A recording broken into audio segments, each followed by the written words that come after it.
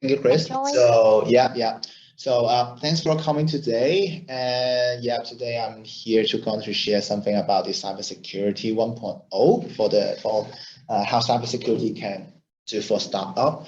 So before start the presentation or the talk today, I just a brief introduction of myself. This is Mike. I'm also graduated from UST as well. I'm graduated from RMBI. Yeah, if you know it, if you know the program. Yeah. So, and now I'm in Microsoft and focus on the education sectors. And so today, and I will trying to share some of my will on the cybersecurity things. Yeah, so I think most of the time people will say, oh, when we are having some talk or some sharing about the cybersecurity, the first question is, okay, what is cybersecurity? Yep. And so this time I won't answer by myself. I wanted to ask you guys. The first question is, what's cybersecurity? So let's make the section more interactively. So please get on your phone and scan the QR code or type in dementi.com and enter the code. So we can let us know your answer about what is cybersecurity. Yeah, so I will give you 10 seconds for you to scan the QR code. And once you're ready, then you can type in your answers. Yep.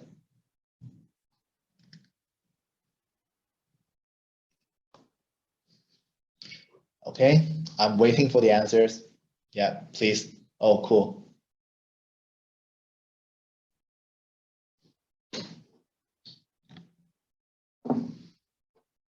Yeah, more hacker, encryption, privacy, web, database. Any more? Protection. Yeah. That's cool. Cool. Hacker protection. Yeah. Yeah.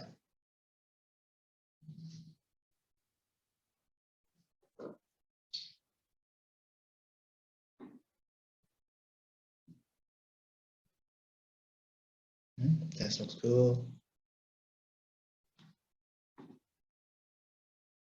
Okay, I will give you guys 30 seconds more. Okay, most are talking about hacker protection, privacy, encryption. That looks cool. And something like preventing information can cost you a lot. Protect data, secure, white hat, digital. That's cool. Okay, 3, 2, 1. Yeah. Thanks for your input on this. Okay, so we can see that from you guys, your understanding is about what cybersecurity is about, the privacy, hacker protection, encryption. So this is the key message from you guys. Okay, that looks cool. So I do have one more questions for you guys. Why do you care about the cybersecurity? Yeah.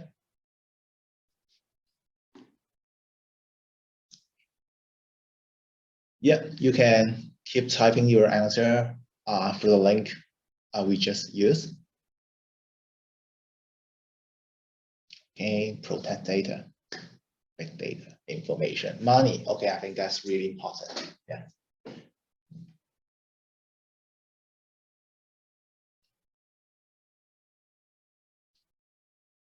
Please.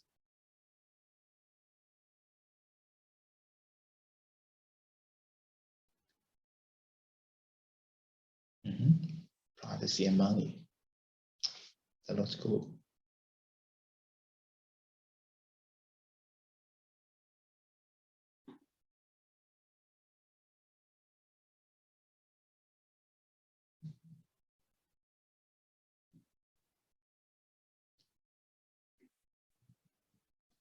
Okay, give you 30 seconds more.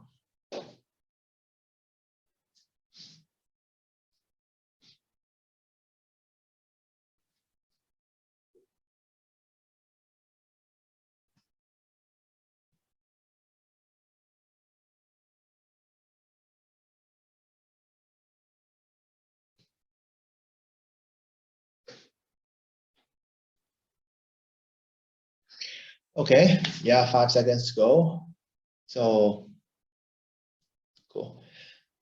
Thanks for input. I think most of the attendants would really care about the privacy, money, safety, and protect data and personal information.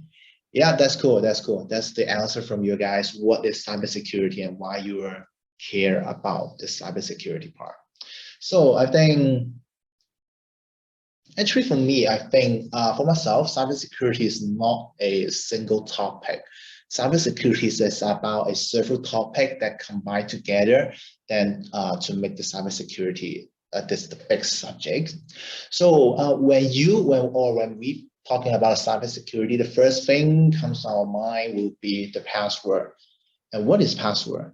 So in the security world, password is like the identity access management, which is secure the access for the connected world. Like you need a password to get into your email, you need the password to get into a bank account. So these kind of things that is the very ancient level.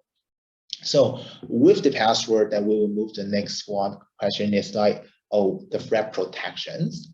So actually, more and more the customer consistently express the deep concern about the high volume of the data and alert, as well as the increased sophistication and impact of the attack. Because every day there are lots of attacks around the world. Because I saw you guys just mentioned that hackers is this one of the words that you can link with cybersecurity, and that's true. We have to attack every day, even every minute, every second. The next one is the cloud security. So I have to say more enterprise and more startups moving their workloads to the cloud. So basically like your mobile app that basically they're host on the cloud environment.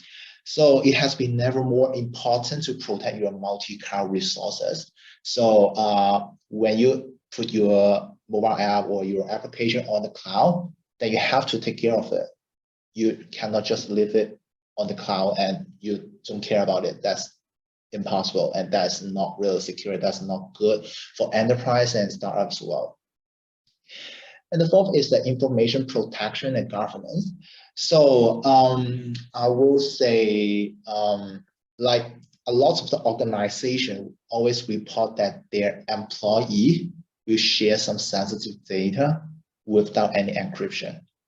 And this is like, unless you have all the technology which is well protect your data or your company resources, company sensitivity data, but sometimes human can be another way to attack or to got your company sensitive data.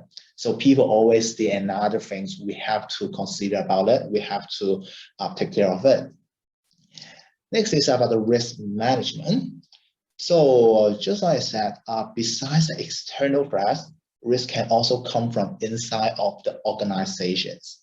For example, like your employee might download some information and share with the competitor, or they might download the core code of your applications and share with your competitor, and that will make your business a disaster, or that is a nightmare for you. And the last one is about compliance management. So honestly, compliance is a time-consuming job because you need to fulfill lots of the guidance or the regulatory requirements. But if you wanted to make your business grow faster, or you wanted to do some, like, for example, like you want to acquire by the other company, or you want to do IPO, that compliance is one of the key consideration, the key topics that you have to take into consideration when we talking about the cybersecurity. So all these 6 points is just like a full story of the cybersecurity from my point of view. So not just a single point to make. Is about the cybersecurity. It's not only passwords, and not only the cloud security, not only the compliance, but all of them. So after we introduce what is cybersecurity, but here's the question is why cybersecurity is like important to the startup. So I would like to, instead of telling you a lot of the theory, I would like to share some figures with you guys that could so you could visualize that why cybersecurity is important. So I think nowadays, no matter what industry or business you're in, you can't live without technology, especially for the startup company. Might be the technology could be the touch point between your company and your customer, and might be it will help your company internal operations, or might be, I think most of the startup will use the technology, big data for the analytic purpose and do some prediction models and do something like that. So, but the truth is, more technology involved, then more channel will be opened for the hackers. So they will be happy like, oh, you got lots of app that I got lots of the touch point. I can get into your company network, get into your company system. That's really good. And that's why hackers always look on the internet. So let me have the laser pointer here. Yeah. So I do say the global attack surface growth every day, even every minute. Like in 2020, the amount of the data in the internet hits the 40 gigabytes. So I have to say there are more than 100,000 hosts and more than 600 domains added to the open app. And each of the web property contain a set of elements, for example, like such as operating system, the frameworks and third-party applications, plug-in, tracking code, and etc. Lots of different components. And so that's why the scope of the global attack surface increased exponentially. It is not a linear line, it's exponential line. So with the more the touch point increase available in the open web. So here's one more figures, like around 400 total threats emerging per minute, and this threat will target organizations, employee, as well as your customers. So they will like looking to fold them into like fake links or phishing for sensitivity data. So I think all this will consequence to your company's reputation, as well as your customer side, like customer satisfaction, the trust on your company. So all these things will have a serious consequence that you have to take a deep look on it. I have to say the internet's growth rapidly in the recent year, but under the pandemic situation, the digital growth accelerate once again. So like you guys know, almost every organization, even the university, expand the digital footprint to accommodate like remote access to your office. So highly flexibility, the workforce and business model. And what's the result? The result is like the hackers now have more access point to get into your company. They're really happy about that. So with most of the world adopting the work from home policy, so they use like remote technology, like the RDP, remote desktop protocol, and VPN, virtual private network. So they are increased roughly like 41% for RDP and 33% for the VPN. So there are thousands of the vulnerability in the remote access software and device have given attackers the foothold they never had before. So here is a great numbers here, like there are around 20,000 vulnerability reported in 2021. So just within 1 year. So that is horrible, I would say. But with these, lots of the vulnerability issues we found from the market and from the internet, but unfortunately, most organizations lack of complete view of their internet access and how the access connect to the global attack surface. They have no ideas. So the significant contributor of this lack of the visibility, I would can summarize into 3 categories. The first one is the shadow IT. Second one is the merger acquisition for M&A. And the last one is the digital supply chain.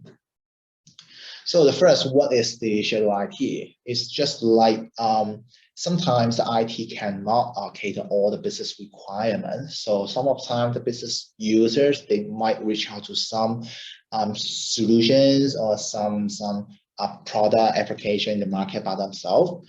So with the given scenario, then IT will don't know what software that business user having right now, so they don't have the visibility on these kind of things. So typically, for an organization, they have 30% more assets than they thought they had. So the additional assets here, then the IT won't have the visibility on that, and they won't fall into the security program, and that will be one of the potential risks for the company, for the enterprise, and also for the startup as well. And the second is about the merge and acquisition for the M&A. So for most of the company today, have to say less than 10% of the deals globally contain the cybersecurity due diligence.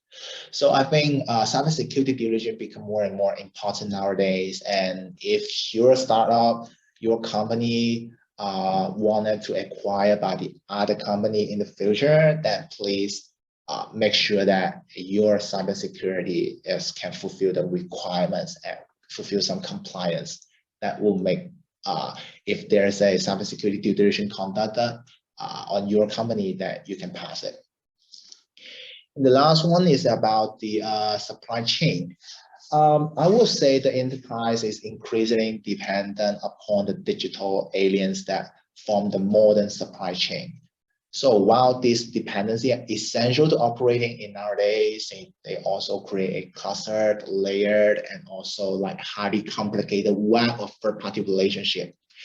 So, but many of these are outside the purview of the security and risk team to protect and defend proactively. So, which I will say it's at the same time, like more than half of the organization have experienced at least one data breach caused by the third parties. So which is they can control on it, but they can do some prevention to prevent such like the data leakage in the future with a proper cybersecurity management in your corporate. And so I would say, just like I mentioned, that application increase every day. A lot of application appear in the market. So the App Store across the world contains the apps target organization and your customers. So I think most of the startup, they are trying to build a mobile app that which is for their business and for their customer to use on it. So each year, business invests more in the mobile market. As you all know that currently customers' lifestyle become more mobile centric. So people now spend more time on mobile than watching live TV. And also we now all understand that the social distancing will cause them to migrate more their physical needs to mobile, just like shopping, education. And yeah, just like you guys know, for nowadays, you will spend a lot of time with your mobile rather than with your friends. You guys will use Zoom rather than face-to-face because under the current pandemic situations. So people more become mobile centric. So the usage on the demand on the mobile become increased. But yes, the demand for the mobile has to increase, and so there are massive proliferation of the mobile apps, and there are lots of mobile apps created in the market, available in the App Store. So one more figure to provide to you is like in 2020, there are around more than 2 billion apps that users downloaded from the app stores. So in the meanwhile, we will see that there are around 33% growth in mobile apps in the next years. And we just like 23 mobile apps appear every minute. So it's just like now it's the 6:30. We start the seminar for 30 minutes, and then there are more than 600 mobile apps appears in the world for just like from 6 o'clock to 6:30. So there are lots of mobile apps available in the market. And hackers are happy about that because they got more ways to get into your business. But we need to take care of it. And I say the global attack surface is the part of the organization attack surface. So if you're a company or you're a startup, you should not just focus on your related applications because you already in a global attack surfaces. So today, global internet attack surface transformed into a dynamic and completely entwined ecosystem that we all part of it, so you can't escape from it. And if you have an internet presence, then you already interconnect with everyone else, including those that want to do you harm. So here have the figures is like there are more than 500,000 new pieces of the malware are detected every day, and with increase around 74% of increase in the malware variants. So which means that the world is changing every day, even every minute. Then we need to do some preventions on that. So I saw lots of the things, and so here is just a quick pass. So here is the infrastructure is basically like some infrastructure or the technology of enterprise architect for most of the startup or some of the enterprise as an entry level. So as I mentioned that we are talking about external attack surfaces. So here maybe you guys can try. We give you like 30 minutes. 30 seconds for you to figure out which touch point could be the external attack surfaces. So on here, you could say there are something, there have some on-premises things. We have firewall, we do have VPN, and we do have some multi-cloud resources, just like you put your data analytics on cloud. And practice, we also have the IP address, we have domain, we have the SaaS, CDN, blah, blah, blah, and a lot of the technical components here. So can you imagine which touch point could be the external attack surfaces? Yeah, I give you 10 more seconds on that. You can try.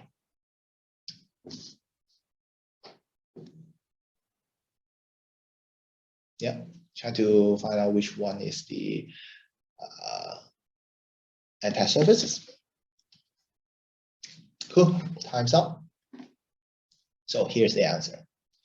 Every touch point could be the external attack surfaces. So for those attackers, they are ready to attack your company or your startup resources for every single point.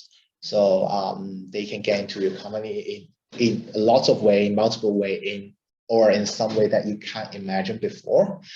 So we need to do some prevention activities on all these touch points. But just like what I mentioned, this is the external attack surfaces. So apart from the external factors, we have to consider internal factors as well. So nowadays we do have some remote work. So sometimes we can use the VPN to get access to your company access.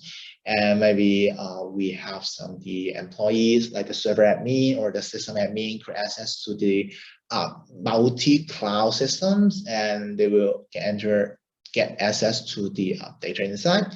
So we do have some internal risks we do consider, and these are some internal risks.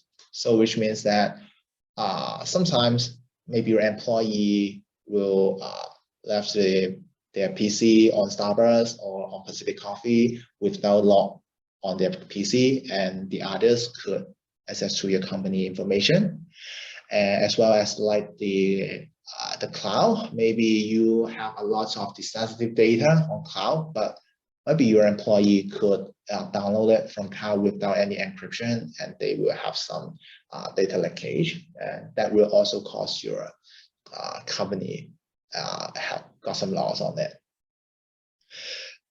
So here, back to the point that why cybersecurity is that important, because most of people will think that or is it worth for me to do a lot of the cybersecurity prevention activities? Like I got lots of the antivirus, I got some endpoint defenders. Is it that worth for my company? I have to say, the one thing is attack service are cheap. It's really cheap. For example, here, it's like if you are phishing services, it's around like 100 USD dollar to 1,000 USD dollar per success account takeover. And for the ransomware, it's like price is just like 66 USD dollar or 30% of the profit, which depends on their revenue models. Yeah, and I think this is for your reference to know that attack surface are really cheap.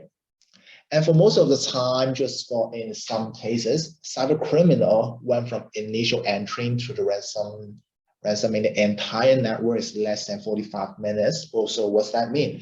For example, like tomorrow you back to office at 9 o'clock, and then you have some coffee break with your colleagues, and you discuss about what's the planning for the afternoon presentation. And 12 o'clock is time for the lunch, and all of you go out for lunch. And after 1 hour back, and you found that your system all down, and hackers already get into your system and download all the data, and they lock your system, and they ask you to pay like maybe like 6 or 5 Bitcoin to unlock the system. So that could happen. That could be a disaster. So we need to do something to prevent that cyber criminal happen. So you will ask what's the common cybersecurity threats to your startup? So here I will just highlight some common threats that will to the startup or even the enterprise. So I think here's the really common things, but honestly, still a lot of people will click the link and click the attachment. So there are lots for, this is example, this is COVID-related phishing campaign, and their email could be from WHO and from the records, and or probably some of the bank informations, or even the phishing email could from the China CDC for the virus update that you really want to know, because current we have a serious pandemic situations and you want to get the latest information. So you might click the link or click the attachment, but yeah, you need to really take care about it and really focusing about those phishing emails. Once you click, and then that will be disaster. Yeah. So apart from the phishing emails, like so that's as a commercial things, but for startups, you need to consider that your social media account as well, because as I know, most of the startups will share their product, their functionality, or their promotion campaign on LinkedIn or Twitter or something like their personal social media platform as well. So why this social media account is that easy for hack? Because they use some popular password. So here's, for example, like to be honest, I used this one quite a lot previously, yeah, but now I change all the password, yeah. And then there's some password for the here, just for your example, but I think there are lots of popular passwords here. So we need to find some way to prevent the attack and prevent such thing happening again. So how do we prevent the attack? I would say, so we do have a lot of way for the hackers to get into our system, to get into your personal account, but yes, we still have some ways to prevent that. The first thing, I will just have some in an easy way to discuss this point. How could you secure your company accounts? Actually, I'm not sure whether you guys have heard about the multi-factor authentications, or you guys will always just use the password and email account to log into the system. So honestly, multi-factor authentication, which means that you need to use the soft token or use two authenticated way to get into your system. The most common you will see is like your Bitcoin wallet that you have to use the multi-factor authentications. Actually, from Microsoft data indicate that not every enterprise currently using the multi-factor authentications. They still just using the password to log in, but honestly, that's not really secure. So apart from the company, so we need to do for company, we highly recommend that you should use the MFA, the multi-factor authentication, to secure your company resources and company sensitivity data. But I think for most of the startup, just like what I said, you might share your company information on your LinkedIn as well, and most of your business gets from LinkedIn, or you will have some CRM from LinkedIn as well. So you need to secure your social media account as well. So especially like here is the LinkedIn one. So you need to do some like enable two-factor authentication with the Microsoft Authenticator that could be help to secure your personal social media account. So just a quick question for you guys, a quick test. So maybe you can try which, we have three login ways, then which one is two-factor authentication? You can try. Yeah, maybe I give you 10 seconds. Yeah, the first one is like the ATM. You use your debit card to get your money, withdraw money from your bank account. And the second one is just use the email address and password to log in, just like maybe like you log into your Facebook or email account. And the third one is about the Windows Hello and the face recognition. Maybe like you use the face recognition to unlock your iPhone or unlock your PC as well. Yeah. One student answered none of them. None of them. Okay, cool. None of them. Okay, so let me give you an answer. Yeah, actually, two of them are already applied two-factor authentication. So here I would like to explain a bit about what is the factor on this way. So the factor, two-factor, which means that something you know and something you have. So like for the second case, this one, you are logged into your, maybe like log into your Facebook, for example. So you only use what you know, which is your email address and your password. So you're trying to log in. But here, for the ATM, which is using two things. The first is you are using your debit card, which is what you have, and then you use the PIN, and that's what you know. So that's already a two-factor authentication. And the third one, maybe people say, hey, why? I just use my face to unlock. Yes, but the face is like the face or even the PIN is what you know. But there's one more thing, it's like on your devices, there is a trusted platform module chip, which is a TPM chip, which is what you have. So you need to have that chips or that modules to unlock your PC. So this is also two-factor authentication as well. So this one is the power passwordless. Oh yeah, someone raise their hand. Yeah, it's me. I'm Chris. There's one audience asked a question. So if you talk about the password, is it a good practice to use a password with the length of 15 to 20 plus the use of symbols? I will say on the password, okay, maybe I will answer through the next slide to answer your questions.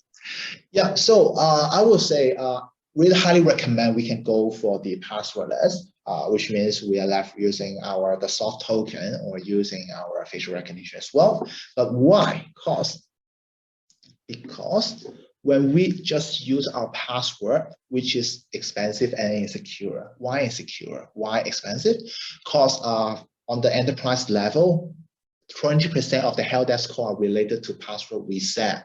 I think a lot of people, if you have some working experience or intern experience, that you always say, hey, what was my password? I forgot about it. Or even not in the corporate world, but even your daily life. Honestly, I always forget my password. I have to retry and retry.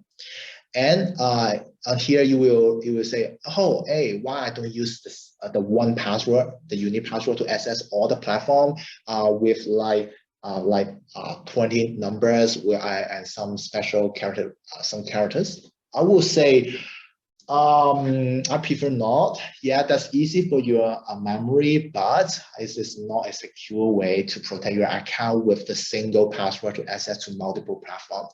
And that is not a best practice in the market. And you will say, oh, how about I use the password with the standard 2FA?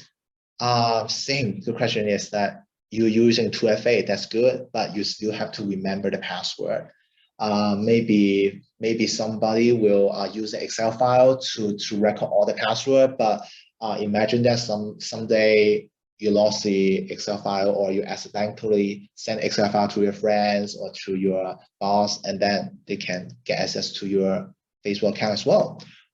Or somebody will just write down the number on the paper, and then maybe if the paper is lost, then, oh, you forgot your password as well. So that's why I'm talking about the passwordless. So more secure and more accessible, because with your soft token, it's just like with your bank account. So when you're going to do some e-banking, that might have the soft token ask you to provide, and that is the passwordless one of the example. And using the your biometric identify, and that's example for the passwordless, and that's more secure because that's a really unique one. Yeah, so password is just the we say the one just the 101 for the cybersecurity. But if you want to go deeper on the cybersecurity things, then you might need to consider the threat intelligence, that the cyber criminal, hacker activity, and national status, or some of the malicious infrastructure. So when you plan your digital footprint, that you need to think about how I can discover all my digital assets to make sure that I have the visibility on all the system, all the touch point that my company have. And then it's highly recommend you have a live monitoring and risk scoring on that. So you can keep track is whether my company is secure or not. And then we should have the vulnerability analysis and prioritization, because we have limited resources. So you need to know what we should do first and what we should do next. So that is important. And lastly is the actionable insights and the strategies. So you know what's your direction and how you deal with the cybersecurity. So I would say there's a few things that you could do right after the meeting, right after today's seminar. And first one is, yeah, go passwordless, use your biometric identifier. And then please turn on your multi-factor authentication everywhere, not just for the company resources, but also your personal social media. Yeah. And for one is keep up with updates. For example, like please, if there's a security patch on your PC or security patch on your enterprise software, then please do it, because that will secure your PC or your system. And then please be suspicious of the links and attachment. Don't click on it, and please read carefully, and please to check whether the sender is really the real one or they're the fake one. And then please encrypt your Wi-Fi. So if you're using the old model of the Wi-Fi, then please share your Wi-Fi. Please secure your Wi-Fi, change your router, but not change to PS5. Yeah, change to a router that can secure your network. And then lastly, keep track the security environment periodically. So please don't just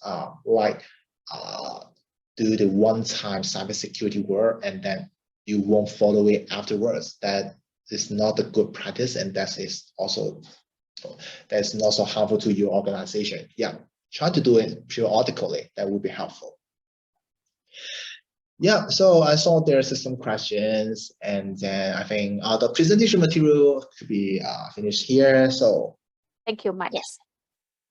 Thank you, Mike. Thank you, Chris. Can you hear me, or can you see my slide here right now? Yes. Okay. So thank you. So I know the time is a bit running. Or we are a bit overrunning from the schedule, and I will try to keep it short and quick.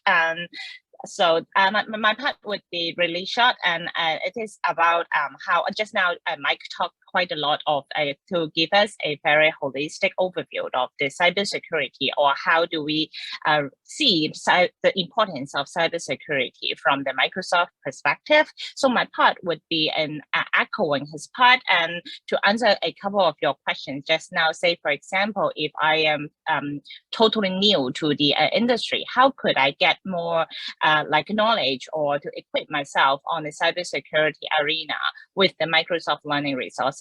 Okay, so just a bit about myself. My name is Doris. I'm the skills lead of the education team in Hong Kong, and I mainly work with the universities as well as the K-12 segments to promote student upskilling projects and programs in the academic arena. Yeah, so just in case if you have not heard about it as well, so this is the mission of our company, Microsoft, that we shared a mission and vision that we hope our technology could help to empower every person and every organization on the planet to achieve more. So in my own capacity and my own version, my key mission in my job role right now is to make sure every students in Hong Kong to equip unnecessary digital skills that could help to succeed or to get a better job, or to start your own business as we advances our technology. So just to make sure we have enough resources and support for you guys to get equipped and be ready for a technology empowered future. Yeah. So so echoing with Mike, just now he talks about many of the cybersecurity issues and concerns, and actually this is one of the very key topics that we talk about every day as we are helping our corporates or businesses to transform or to undergo the digital transformations. And this slide is just to give you a more overview or a picture on how do we see the shift, the potential shift of the labor market that you could probably face when you enter the job market, or at the time when you graduate, as we are transforming the whole ecosystem of the system of the business, as well as the demand of job skills in the market. So these are some of the local and global researchers from Microsoft and other research companies, and I'm not going to go through them one by one. I would just like to highlight one figure that is on the middle or on the right hand side, that it mentions that 77% of the jobs by 2030, that is in a few years later, would require some certain level of technology skills. So that means as we are trying to transform the businesses with technologies nowadays, and so the no matter which job roles or which industry that you are going to join in the market, by the time you graduated, very likely by 2030 you will be required to have certain level of technology skills as you take up the job role in the market. So that is not only about the general productivity skills like Word, Excel, PowerPoint that we talk about or we use every day, but very likely the new skills that we call it the new technical skills that are the key drivers of the digital transformation nowadays. So which are they? This slide is a research or the numbers shared by our sister company LinkedIn, a social media for business professional as well as a job board, that we can see these are the top 10 in-demand digital skills that we see in Hong Kong market according to the LinkedIn data. And you would see cybersecurity as one of the hottest skills in Hong Kong, coupled with another rising technologies. We always talk about the ABC skills, that is the artificial intelligence, B for big data, as well as C for cloud computing and cybersecurity. Yep. So that would be very important for you to acquire some kind of validation of your technical skills like cybersecurity and all other skills are listed here in order to prove your readiness to your future employer, or even if you are going to start your own business, that would be very important for you to prove it to your customers that you are more than equipped with all this expertise and professional knowledge to serve them in your own business, etc. So how do we do that? Not only do we do it through a professional, the academic programs or a bachelor degree, but nowadays, if you are trying to validate your updated skills along with the development of the technology, acquiring a industry recognized technology certification would be one of the way for you to achieve this purpose. Yeah, so that is why I would like to take this chance today to introduce you our Microsoft certification framework. That is we call it a role-based portfolio. So that on the right-hand side, you can see the holistic certification framework offered by Microsoft, that we have different courses as well as the exams for certifications to validate different levels of technical skills in different topics, say ranging from the Azure cloud, that is the cloud computing expertise, to our business applications like Microsoft 365, Dynamics, Power Platform, and most importantly for today, one of the stream or the one of the stream or the pillar that we would like to highlight here today is the cybersecurity, the security compliance and identity pathway. Yep. So from the fundamentals to the role-based, that is more, the fundamentals are more for the a very basic level of understanding on the of that certain tech topic. Say, for example, the security and compliance here. So that is not I think the core essence of the fundamentals is it is not at the end of the day, it is not technical at all. So it is not about coding or the very professional technical knowledge or the insider technical way of the content, but it's more on focusing on the key concepts of the technology topic itself, as well as the business values that we see that kind of technology could bring to the businesses, and to help them to transform their business. So that is mainly what a fundamental courses would equip you with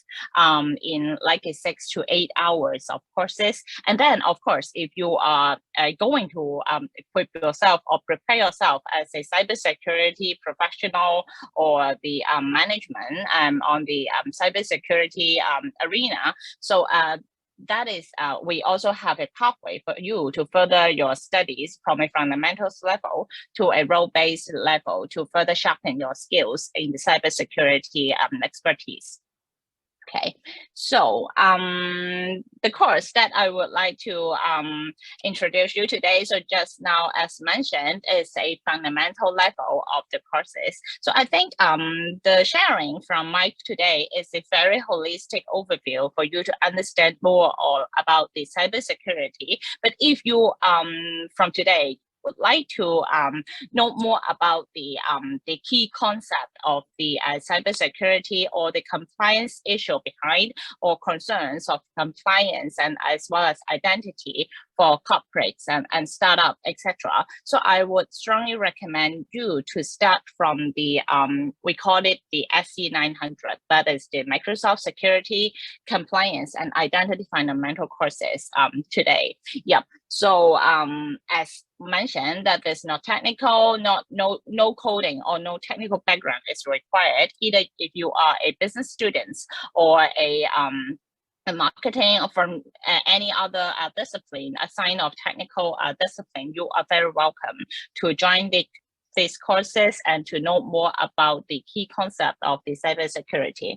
Yeah. So after you complete the courses, I'm going to let you know how could you complete the courses. And after you finish your studies, this course would also prepare you to join to sit for our Microsoft certification exam. That is for the security, compliance and identity fundamentals. So after you pass the exam, you will be issued a industry recognized certifications issued by Microsoft Global, and that is a very important credentials that we see, no matter if you are having your startup or if you are interested to enter the technical, the technology field, or to join a business practitioner role, that probably you may have to deal with cybersecurity issues as well. So that would be a very good credentials for you to include either in your CV as well as your LinkedIn profile to validate or to prove your skills to your employers. Yep. So if you are, I'm going to share this slide, this deck with you after the section. If you would like to know more about the exact exam measurement or the skills that you would be required to sit for the exam, feel free to click this link to understand more. Yeah. So the second one, this part would be mainly on if you are really interested to take the SC900 courses, how could I complete the course, or here are some of the free resources that Microsoft would like to provide you for to complete your learning journey. So one of the learning tools that I would like to share with you today is the Microsoft Learn platform. That is a learning platform powered by Microsoft, covering all of the like the Microsoft related courses that I mentioned just now, as well as other technical courses from the coding to other like AI and data courses provided by other international influential universities as well. Yeah, so this is a free resources and free platform that you can just register an account and then select your own learning pathway, and you can start your courses and learning anytime at your own pace across different devices. Yep. The content on the Microsoft Learn is rather in modular size as well, that you can learn anytime, anywhere, with a lot of like the hands-on lab exercise. Yeah. So say, for example, if you are interested to really try deploying some cloud resources or workload on Azure, so there are quite a lot of like this kind of hands-on exercise on Microsoft Learn available for you to try. Yeah, so zooming into the SC900 courses. So this is the learning path, the full learning path that you could find on Microsoft Learn for you to complete the whole SC900 courses. So same as other courses, the course for SC900 is free on Microsoft Learn. So either by clicking this link or to by scanning the QR code, you would be directed to the security fundamentals learning path already. So as you can see, the course are broken into like different pathways as well as 16 modules. So that will take you around 6 hours to complete, to have a holistic understanding on the Microsoft cybersecurity concepts, as well as some of our product features that could help business to improve their cybersecurity as well as compliances. Yeah. So after you finish the learning path on Microsoft Learn, I would this is another piece of free resources that we would like to offer to HKUST students today, that you could register for a on-demand exam revision class through this website. So this class is like a 3 half-day on-demand video class that you can just register and to watch it on demand anytime at your convenience. So I would strongly recommend you to watch this revision class before you join the exam, because these very I mean, it like an accent that the instructor would go through the key concept to revise the key concept for you for the SE 900 courses, as well as to walk you through some of the very important sample questions that you would probably see in the exams when you sit for the real exam. So this would be a very good asset for you to prepare yourself after finishing the Microsoft Learn courses to sit for the exam, the real exam, which would be in multiple choices format. Yeah. So last but not least, this is the another free offer that we will for the students who is joining the section today. So after you take the Microsoft Learn course and you finish the exam revision classes, here is how you could get yourself really certified with the SE 900 course.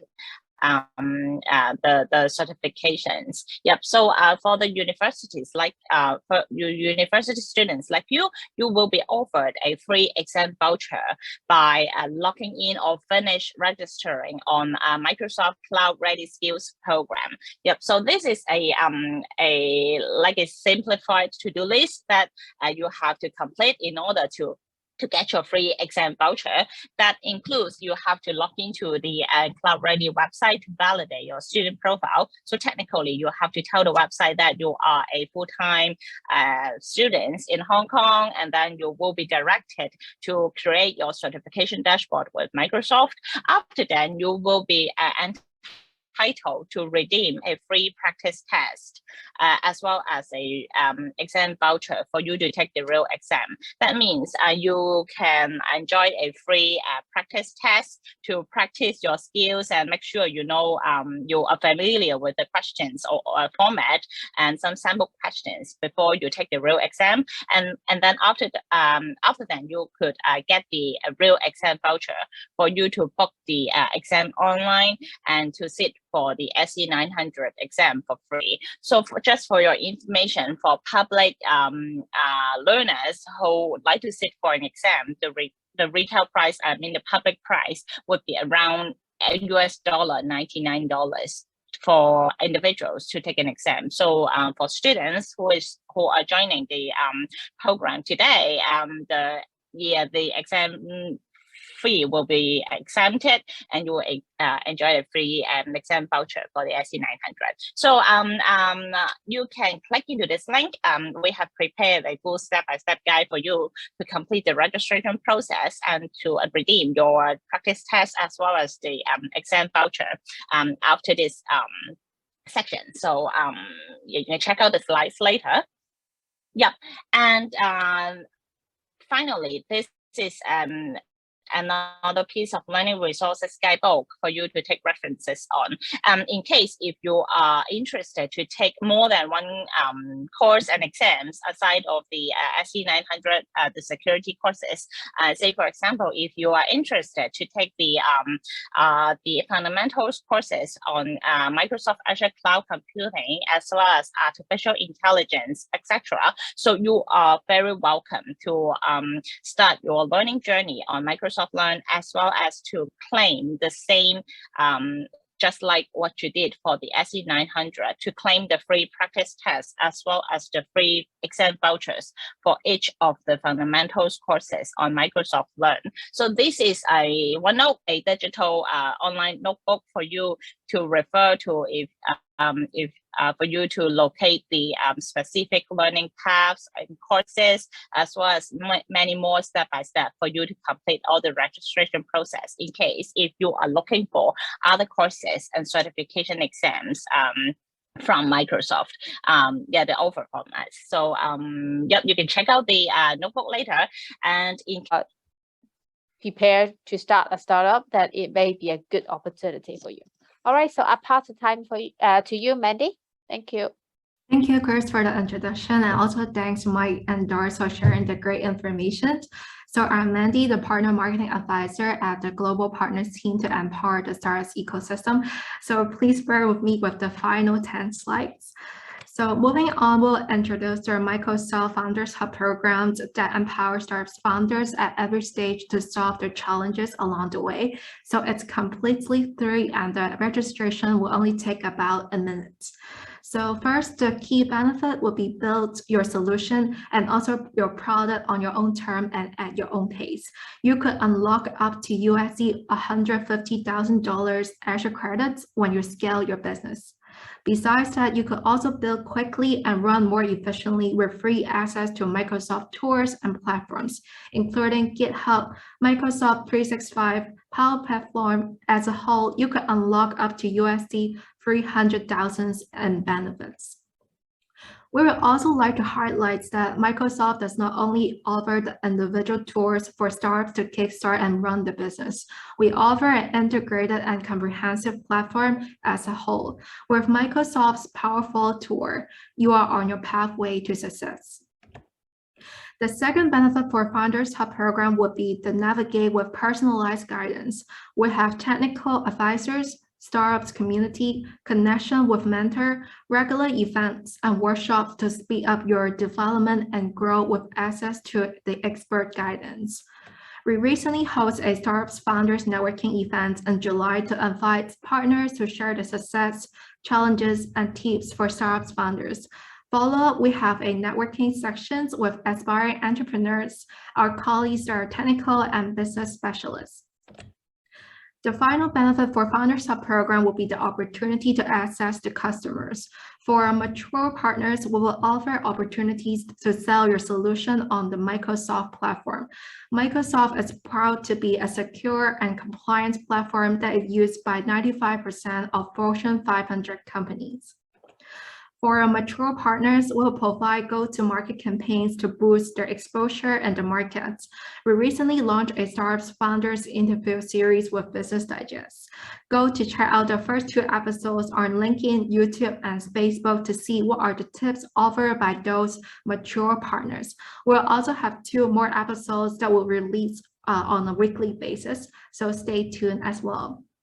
For our go-to-market partnership, we also had a campaign with the Field TV to feature our mature partners on C-Trend Mobile to have a deep dive interview session with the founders to share their startup's journey.